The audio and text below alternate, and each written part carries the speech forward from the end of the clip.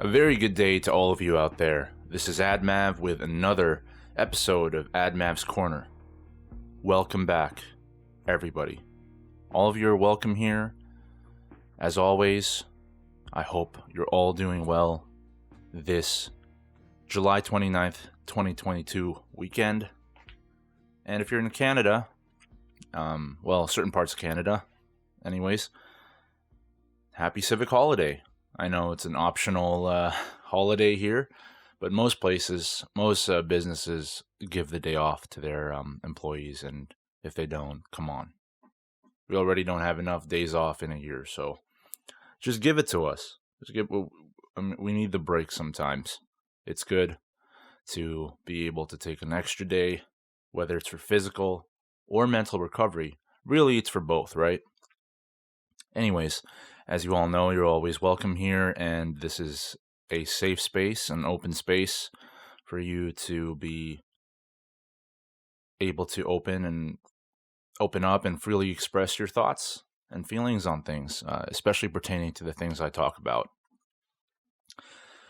My week this week has been, it's been pretty good, I think. You know, last week I mentioned we've been really busy in the freezers due to the increased volume in vaccine demands. And that's understandably so due to the fact that there's a bit of a new wave going on and some people are getting sick. I think it's going around a little bit. I mean, one of my good friends, J-Rock, has unfortunately contracted COVID. I mean, fortunately for him, it has been mild so far, thankfully. And unfortunately, it's also infected a lot of his family because they all live together in the same house. His sister, his mom, his dad. So they're getting sick too. And hopefully they just get a mild version of it as well. It's hard enough to deal with. So having to deal with it with an increased risk for serious illness, and God forbid, anywhere nearing a risk for death. I hope they all recover well and speedily. Is that a word? I think I just made up a word. No, I think it's a real word. I just don't use it that often, I think. Anyways, I also hope the same for everyone going through or that has COVID and is recovering from it currently. I hope you recovered from it well, because I hear there may be some long-term effects of COVID, you know, what they call long COVID. But yeah, no, things have been fine. And the reason why I mentioned that is because this week I was expecting, you know, the same amount of volume, maybe even greater, but they switched the way things work, and so on my shift we barely ended up doing much. Although last night we did a little bit, we did quite a bit, and we got it out on time, plus an extra additional order. So I'm quite proud of our team and what we were able to accomplish yesterday. So, you know, I try to put some structure onto this podcast every week, and I try to figure out what to talk about and such. Sometimes it's a bit more planned, like the previous mini-series I did on the relationships that I've had in my life. Sometimes I just have to go off a riff, you know, and just say what's on my mind. Well, there are a lot of things that I went through, a lot of conversations that I've had this week to sort of get us going here. And this is, I guess, a conversation maybe about pertaining depression, but also just about feelings and emotions in general, and how important it is to, especially when it comes to the feeling side, to understand these feelings and to make friends with these feelings. Not necessarily friends, but to be able to be at peace with them, and so you're able to live with them, because that's, you know, part of the way I cope with depression anyways. I'm not saying it's something that's going to work or be effective for everybody, but I find that it helps. So I have a few stories to share. First of all, one of my best friends, who I considered a little brother, I talked about him several episodes ago now. Let's call him. Let's call him GR. Okay. So GR was the friend that I mentioned that went through a breakup recently and was pretty torn up about it for a while, actually, and I'm sure they're still dealing with those feelings now, but they're in a much better place, and I'm happy for them. Yeah, GR, I'm proud of you, dude. And you know what? I guess I could just drop the whole thing. I mean, I called him my little brother, so I can just drop the whole gender neutral thing. I'm already using an alias anyway, but but I'm super proud of you, GR. You did an amazing thing. You went through some tough times. You went through a breakup with somebody that you deeply cared for, but just for X and Y reasons, it didn't work out, and I know it was extremely devastating for you, and you felt like you didn't know what to do or how to be and how to behave, and I completely understand that. That's completely normal, especially after going through heartbreak, especially as fresh as it is with him and his now ex. I'm so proud of the growth that he's been through, because at one point he felt like there was no light and that it was just darkness and these bad feelings, or what he perceived to be bad feelings. And when someone's going through a delicate situation like that, you don't want to come on too strong, when you're trying to help them. I mean, you want to be there. You want to be able to offer them your help and let them know that your shoulder is there for them to lean on or to cry on.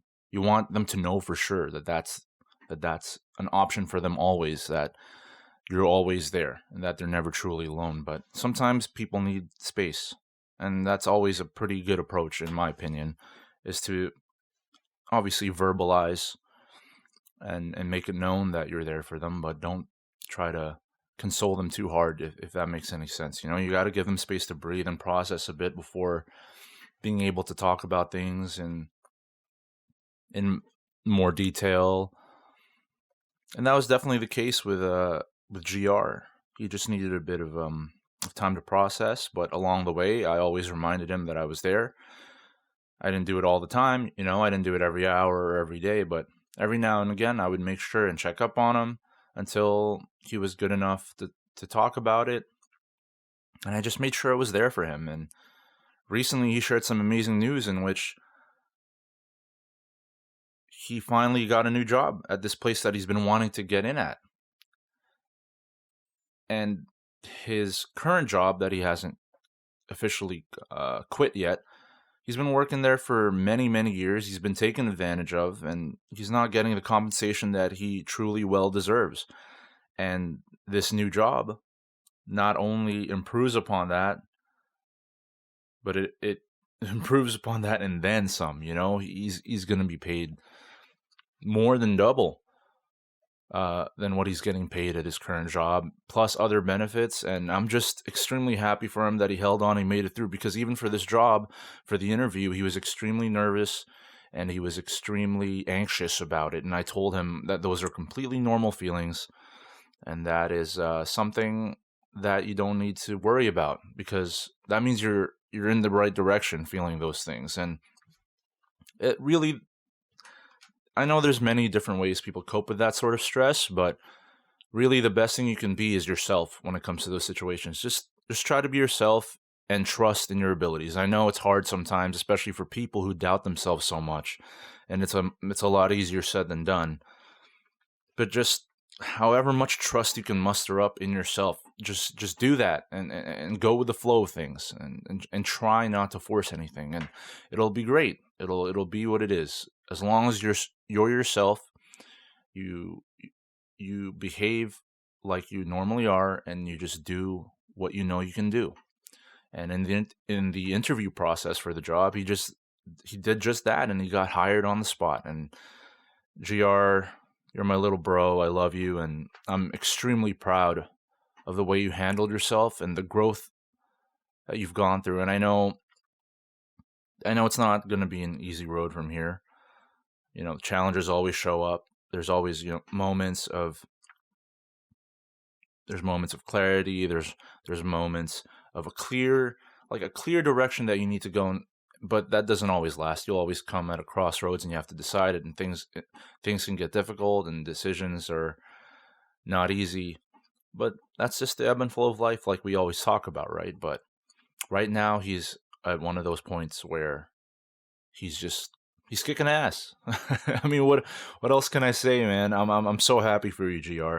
Just continue to keep doing that, and we'll talk again soon. But I'm just, in a previous podcast, I talk about growth through darkness, and this is exactly the point that I always want to bring up, because I always say, hang in there, right?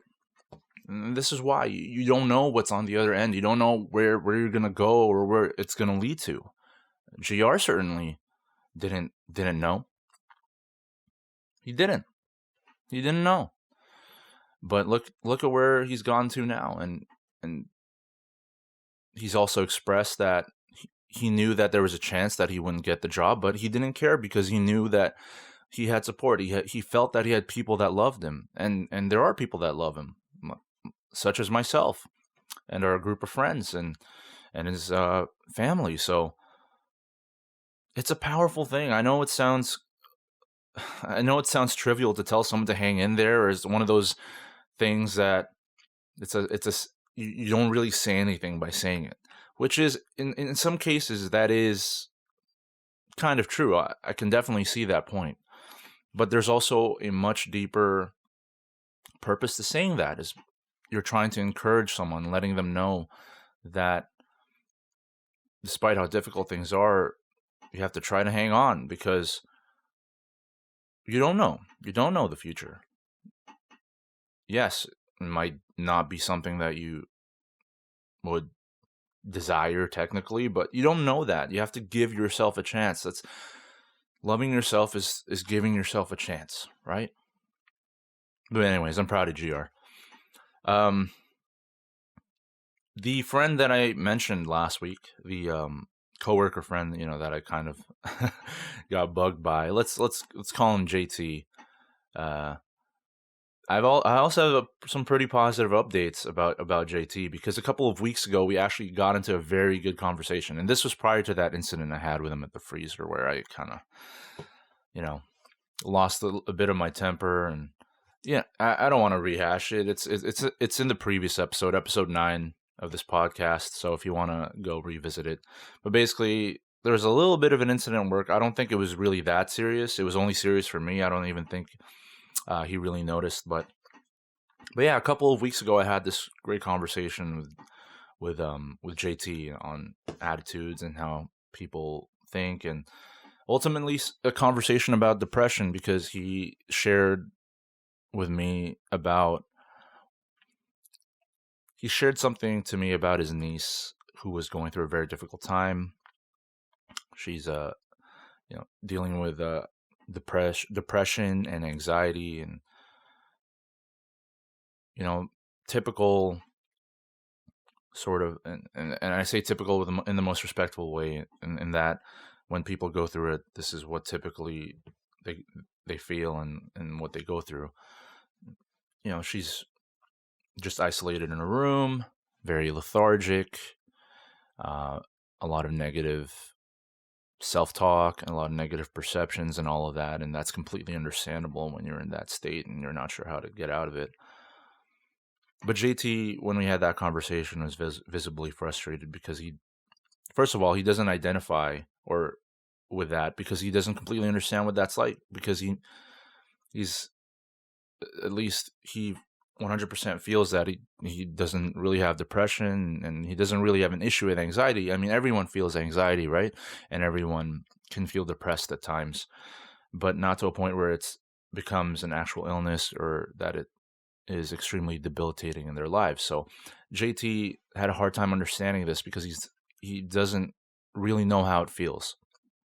And I was just trying to not, I don't like saying like, teaching or anything like that. It's just, but I was just kind of letting him know that it's okay to feel that way and that it's valid to feel this sort of helplessness and at times frustration because you can't get through or you can't relate to this person that you love and that you care for that's going through something like depression and anxiety. But yesterday, while we were working in the freezer, doing the vaccine work, he shared some great news in that she actually got a job. She went out there and got a job. And what was the motivation for that is she wanted to take care of a cat. She wanted a pet cat. And I told him that's amazing news. That's great. That's something to celebrate about. Seriously. I know it sounds, it sounds a little like I said before, things might sound trivial, but these trivial things are so big when it comes to your own personal mental health. See, any little thing that gets you going, you can't dismiss that. You have to really just appreciate that, be grateful for that, and enjoy it for what it is. And in this case, his niece felt motivated enough because she wanted a pet. She wanted to care for something. All right? And some of you may say, oh, how is she going to take care of a pet? She's not even able to take care of herself. And look, your point is not completely pointless or baseless. I mean, on some level, I can agree with that, right? But this is giving her something. This is giving her a reason to do something, to feel some kind of purpose, and that's all you need. It's like a seed, right? When you plant a seed, it feels like it's just there. It's just potential, but if given enough nurturing and care, the seed will grow into a seedling and then eventually into a plant until a full-grown plant that eventually fruits. And that's all that it takes. Like, you have to try to just...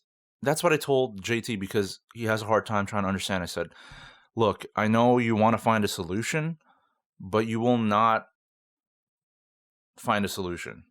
I was telling him right now. I mean, depending, I guess, on your definition of what a solution is, my definition being like something that'll cure them or shock them out of their depression. You really won't find that, especially with people who are very depressed, clinically depressed. It's not an easy thing to go through. I mean, even though you're not the one going through the depression, because as a person, like in JT's case, as a person who cares for somebody that they love, you feel helpless. It's not a great feeling. It's like you want to help, but you don't know how. You don't know how to get through. And I told him that's just how it is with these things.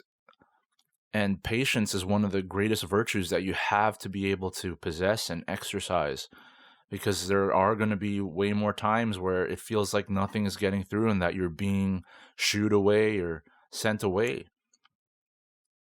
And you can't take it personal because this person that you're dealing with is sick. When someone is sick, right?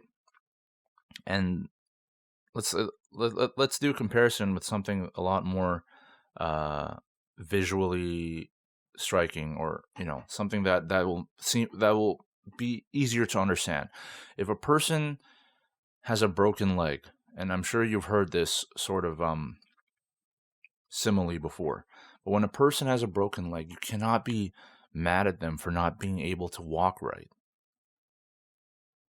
You cannot be mad at them that their ability to walk is severely or almost completely hindered. It's the same thing when someone is depressed. If they can't experience the full spectrum of emotion and all they can feel is this emptiness, this void, this sadness, that's because they're sick and they need to recover and they need help getting to a place where that's not all that they focus on and that's not all that they feel. And it's a long road. It's a long journey that requires so many things. It's not just, it's not just talking. It's it can involve going to see a doctor or a therapist, taking medications, doing all kinds of therapies like CBT. It's a lot of work, and we've talked about this before. It's a lot of work, but it all starts with someone being there for them and letting them know that they're not alone, so that they have something or somebody to lean on, right? Because that's all we're trying to do is, as people. When I say that, all we're trying to do, I'm talking about the people who are trying to be there for the people going through mental health issues like depression. We just want them to feel okay enough so that they make it through another day, because that gives them a better chance, a fighting chance, to be able to learn how to live with this thing so that they can live a fully functional and fulfilling life despite having depression, despite having anxiety, despite having panic attacks, despite having bipolar disorder. And and things can get complicated depending on the mental illness as well. It's not a blanket statement, but for a lot of it, especially when it comes to depression, anxiety, and panic attacks, it's all about learning how to live with these things, learning how to live with your so-called demons. And look, and I want to say this again, it's huge. It's a huge world, this thing with mental illness, and it's the things that I'm saying are just general things that I've mostly found true when it comes to me and my experiences. So I don't mean to belittle or demean other experiences out there, because I know that solutions, or not solutions, but things that I present or suggest might not necessarily be effective or work at all, but it's got to start somewhere. And I think the most important thing is making sure that they feel that they're taken care of, that they're loved, and that they're not alone. And that's something that I made sure JT knew that he was being to his cousin. He was being that for his cousin. He's being this older brother that she never had. And that alone is such a powerful thing already. I just, if there's anything he could take away from the conversation, I just hoped it was that, and that stuck, because the guy's a good guy. And, honestly, JT's an awesome person. He's a hard worker. We may have had that thing last week, but that was really more on me, because I was, like I mentioned, I was exhausted that day, and my tolerance is pretty low for shenanigans. So, no, but he's a great guy. I love the dude, and I'm happy for his cousin. I'm happy. This is growth. No matter how little growth is growth. You cannot look the other way. You cannot pretend that nothing happened. She got a job when previously, just very recently, it felt like she couldn't do anything. And now she's able to work and earn money. And that's amazing. That's a sense of responsibility. Having a sense of responsibility is huge, because it helps with a sense of purpose as well. And it may not last, sure, but whatever it takes to get you going, because that's how you experience new things. And that's how you sort of jog yourself out of this lethargy that you're going through, so that you move towards the right direction, so that you can learn to live with it. And like I said, learn to live a fulfilling life, not just live for the sake of living, but to live and feel like it means something, anything, even if it's like a mundane thing, as long as it feels like it's because of something.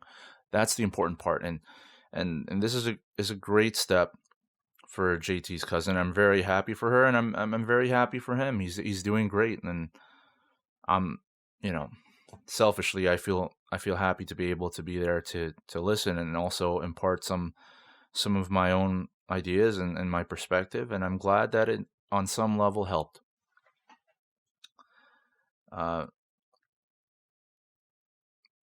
Another coworker of mine, unfortunately, just recently, like 2 days ago, he's going through a tough time. I'll refer to him as Cello. Cello is a very personable guy, very charismatic guy, always a fun dude to be around. And 2 days ago, in the middle of the shift, I noticed that he was wearing a mask. And as I approached him, I was like, "Hey, man, what's going on? How come you're wearing a mask?" And he just looks at me with this. I I'll never forget it. Very forlorn, like red, watering eyes. He was clearly crying and in tears about something. And I'm not going to disclose that on here, the reason why. But again, I just wanted to make sure that he knew that I was there anytime, anytime that he wanted to talk. And I knew that he needed to process things. And he's feeling a little better since yesterday. So that's always amazing to hear. And I'm happy for him. And he was telling me it was good to be able to cry. He needed a good cry, and with which I responded, "I love crying." I mean, I don't love crying, but when crying is appropriate, I just let it flow. I let the tears flow. It's amazing. It's therapeutic, and I feel like this Cello comes from a culture where bravado and masculinity, however you want to define that, I know it's a very anyone. There's so many ways to discuss masculinity. I don't even want to start it because I know it can get very heated and controversial. I'll let you imagine what that means. But anyways, he comes from a culture where that's sort of highly valued, and we kind of got into that discussion where it's good for guys to cry, and for me, I feel like the stigma around that has definitely improved, but there still is a bit of a stigma, especially after talking to Cello there. And no, it's totally okay to cry. It's your body expelling emotions and feelings. It's you going through something. It helps you understand things. You have to be able to go through these things. And that's sort of the running theme here, right? Sometimes you run into these places in your life where you hit a wall. You hit a wall so hard, and all you can feel is pain, and it feels like there's no way around this wall, right? There's no way around it, and all you feel is this pain, these perceived negative feelings. And some people, they don't want to face it. They turn their backs on it, or they run. But to me, in my personal experience, in my personal opinion, it's not a way to deal with it. See, the way that I deal with things is that whenever I'm going through something unpleasant or difficult, my tendency is to push into it, is to push into these so-called negative feelings. I need to understand them, right? I need to be able to feel it, understand how I feel in relation to this event or to this person or whatever that I'm going through. I have to understand it, even though it feels horrible, even though it feels painful. I have to try to feel it and let my soul really absorb it, if that makes any sense. Like, because it helps me understand the sadness, and it helps me come to an understanding with it. I guess you could say that I'm making friends with my feelings and my emotions. Because, yes, sometimes it's very difficult to deal with feelings and emotions. But in my opinion, and the way I've lived my life and experienced my life thus far, the emotions that you feel, whether or not it's joy, excitement, or fear, sadness, anxiety, grief, you can say that some of them can be associated with negative things for sure. But the emotions themselves I just don't think that they're negative, nor are they positive. I mean, we associate negative, positive things with them, sure, but feelings are feelings, emotions are emotions. It's things that, as humans, we experience. It helps us have this sense of humanity. It helps us have this sense of purpose. And I don't think really any of them are really bad or really good. They just are. They just exist. They're emotions. And being able to approach it from that viewpoint has really helped me in my life and in dealing with the mental health struggles that I've dealt with. It's also helped me be more in tune emotionally. And I try to spread that. I try to spread that knowledge as well, or I don't know if I really consider it knowledge, but I try to spread that perspective and that mindset so that the people I care about can also maybe deal with it better, unless they already deal with it better than I do, in which case, kudos. But like in my group of friends, I humbly say that I'm proud of being able to be open in conversation about myself, about my emotions, and eventually I've sort of been a good influence because a lot of my friends that I've grown up through these, especially my closest group of friends that I always talk about, that I consider my family, over the last 20 years, I've seen these people grow, especially in the last few years.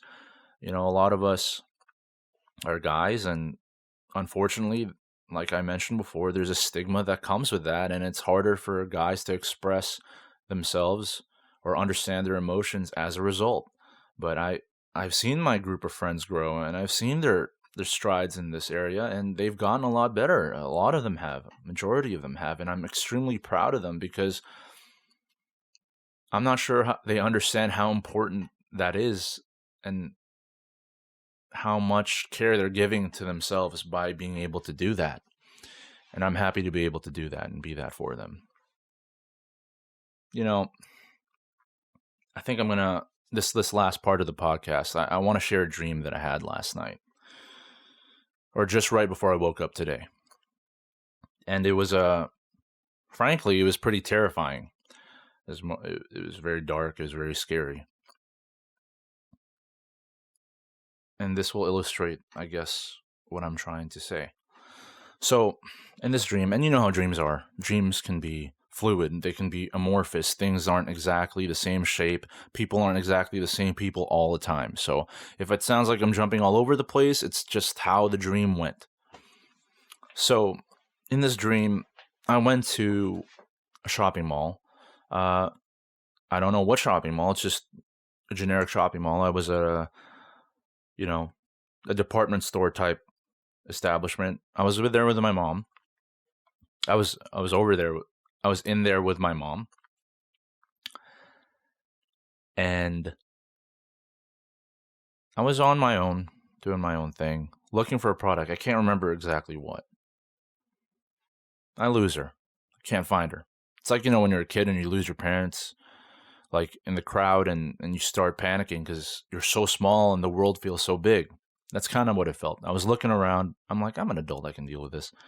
I was looking around. I'm like, where the hell did she go? I go all over the store.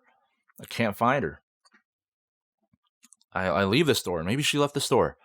I leave the store. I get lost. I end up outside of the mall, right? I look around, looking around, try to go. Then I get lost, right? And I try to go find my way through another entrance. Find out the entrance branches off to another area where it doesn't look familiar at all. And I'm like, okay, this is not heading back to the department store. I got to get out of here. Oh, I know a shortcut, right? That's what I thought. I exit the entrance that I went through that I thought was a shortcut. And I somehow end up in this beach area where there are a bunch of people. It's kind of, waves are crashing. And I noticed the sun was starting to set, so I'm like, okay, I gotta go find her. Like, it's gonna be nighttime soon. I go down the beach. I walk down the shore. people are looking, and I notice people are looking at me now. They're like, why is this guy at the beach and he's like dressed in a way where you're not supposed to be dressed at the beach? I was wearing just like joggers, and well, I guess you could wear anything to the beach really, but yeah, it's the fact that I was clearly not there for the beach, and these people were looking at me, staring at me, confused and kind of like, what the heck's he doing here? Anyways, I walked down the shoreline, and I reached this rocky patch that I can't get through, and I'm like, man, this is not going anywhere, and this is not bringing me back to the mall to get back to my mom. So I try to backtrack. I walk back, and it's gotten considerably darker, and the beach has emptied out. There's like nobody. It's scary, right? It's just dark, and I'm like, crap, I'm lost. I'm just gonna walk back towards where the crowd was, to where I saw the skyline. I walk, it's getting darker. I can barely see now. Barely any daylight. Barely, just barely. Like, the sun's just set, and there's just whatever leftover light. I'm walking, and I don't even notice I'm going through water, and I'm like, oh my God, I'm lost. I'm gonna die from exposure. I walk through this rocky area, I walk through water, I just keep walking. I don't even know where I'm going. It's too dark, I can't see, and then I end up being super high up on, I don't know, like a sort of a cliff overlooking the city, where I see the lights in the distance, but the drop off is steep. It's like an almost 90-degree angle, and I'm like, I don't know how to get back.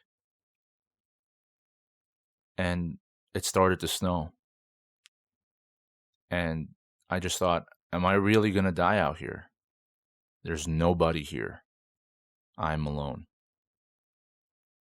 And then I just kind of laid down in the snow, feeling tired, and closed my eyes, and it went all black.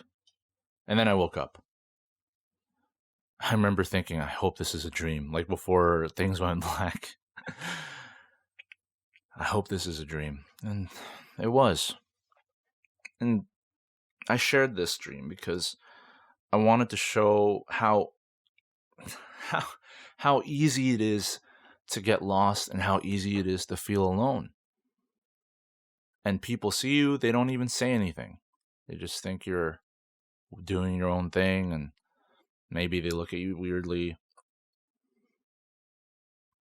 But that's not really the point. The point is how easy it is to get lost, and how easy it is to feel hopeless.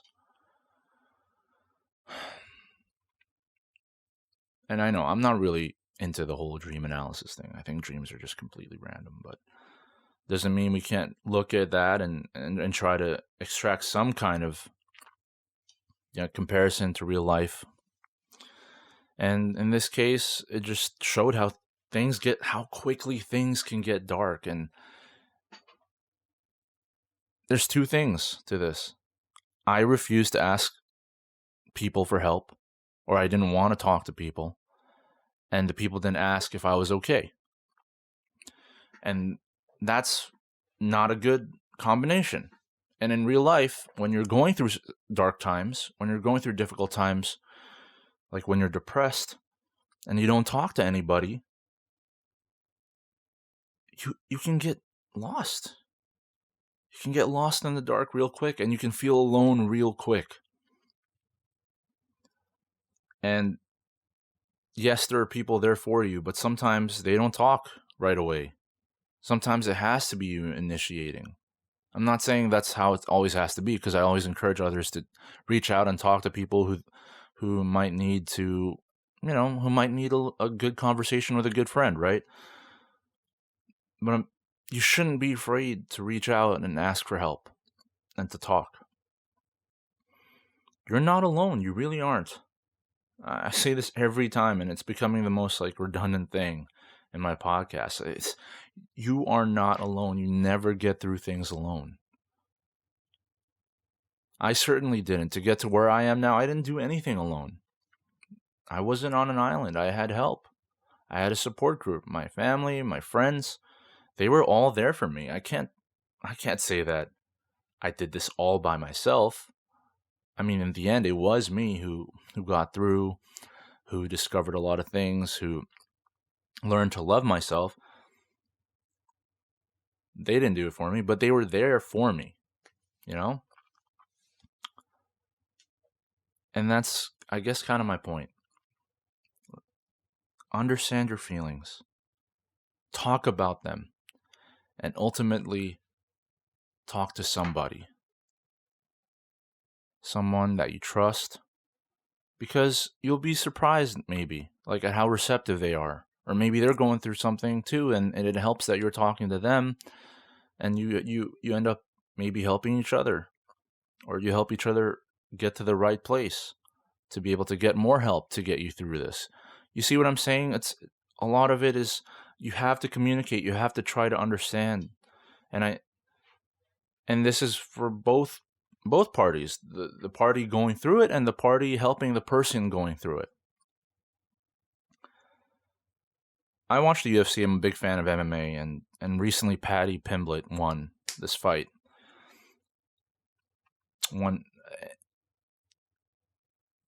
He won, and he had this really important post-fight message.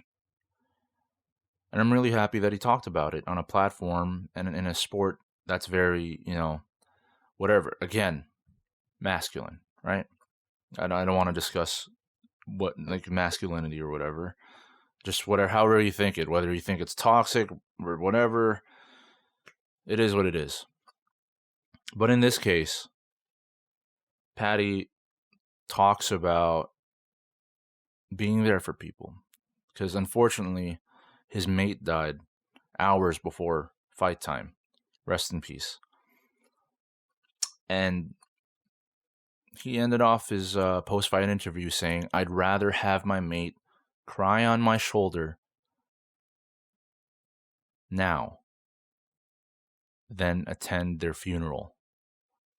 And that just really struck a chord with me. How important it is for somebody going through a difficult time to know that they have somebody, that they have a shoulder to lean on or to cry on, and have a heart that is open and have ears that are open to listen to what they have to say. Because that ultimately helps them hang on. Even if just for one day. That day is all the difference, because that extra day could give them the push that they need to take more steps forward, to be able to live their lives. And you know me. I'm cautiously optimistic about these things, and I think people are good in general, and that we can be that. We can be good to ourselves and to others. So keep being you. Keep doing your thing. Be yourself. Love yourself. You have more good in you than you know. That's it for now. Take care.